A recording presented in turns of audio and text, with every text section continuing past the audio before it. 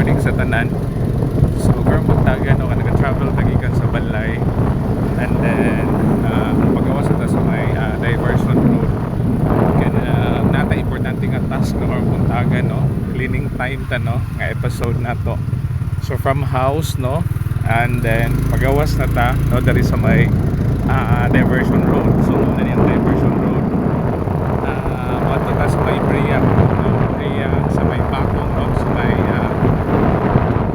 municipality of Bakong. May mga Indian ka dito. Okay. So ngayon hindi ka lawas so nice weather karon. So kanya mo makikita no na sa may diversion road. Okay. So chat ang panahon kay init.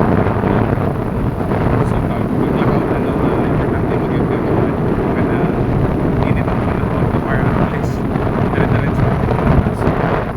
Okay. So inana. So dapat na sa may Dumaguete. So ating diversion road isa. Okay. So hopefully dali ra pud ta mo man dito. Okay, kay karon adlaw na. Basta mabahig na to atong mga task, no. So wala na tayo schedule karon and then importante lang ning atong tuon pod, okay? So kita-kita ta dito, no.